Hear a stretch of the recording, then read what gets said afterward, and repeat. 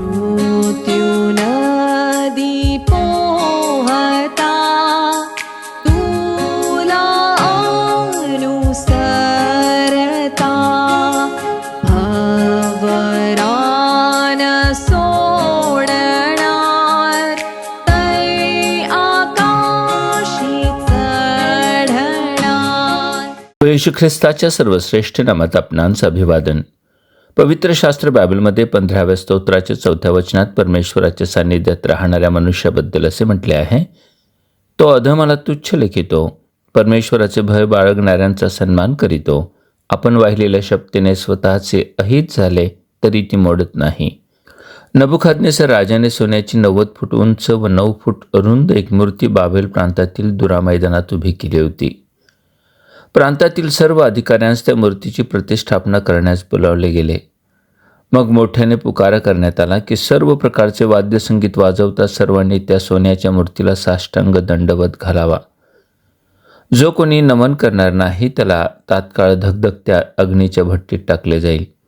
सर्वांनी दंडवत घातले, मात्र शद्रक, मेशक व अबेदनगो या तरुण यहुद्यांनी मूर्तीपुढे झुकण्यास नकार दिला. कारण माझ्यासमोर तुला अन्य देव नकोत ही देवाची आज्ञा त्यांना ठाऊक होती. नबुखदनेसर संतापला व त्याने भट्टी 7 पट तीव्र करून त्या तिघा तरुणांना हातपाय बांधून भट्टीत टाकले. आश्चर्य म्हणजे त्यांना भट्टीत टाकणारे सेवक होरपळून मेले, मात्र शद्रक, मेशक व अबेदनगो आणखी एका 4थ्या इस्माबरोबर त्या भट्टीत मोकळे फिरताना दिसले. 4थ्याचे रूप तर देवपुत्रासारखे होते. राजाने त्यांना हाक मारून बाहेर बोलावले.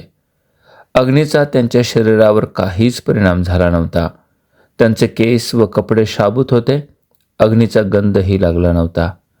यानंतर राजाने शद्रक, मेशक, अबेदनगो यांच्या देवाचा धन्यवाद केला व असा हुकूम केला, शद्रक, मेशक व अबेदनगो यांच्या देवाची निंदा करणारे कोणतेही लोक, राष्ट्र किंवा भाषा बोलणारे असतील, त्यांचे तुकडे तुकडे केले जातील आणि त्यांची घरे उकिरडा केली जातील.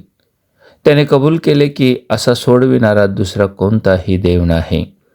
त्या तरुणांनी राजास न भिता स्वर्गीय देवाचे भय बाळगिले. आश्चर्य पहा, खुद्द राजाने त्यांचा सन्मान केला व त्यांना बाबेल प्रांतात उच्च पदावर बढती दिली.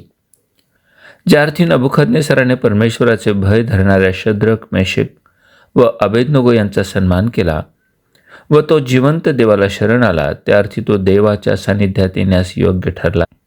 आम्ही जगातील अधिकाऱ्यांस भीतो की देवाचे भय बाळगतो? ज्या देवाने त्याचे भय धरणाऱ्यांस अग्नीच्या भट्टीतून सुरक्षित बाहेर काढले, तो आम्हास नरकाग्नीतूनही बाहेर काढण्यास समर्थ आहे. त्याचे भय बाळगण्यास व तारण साधून घेण्यास परमेश्वर आपणास सहाय्य करो.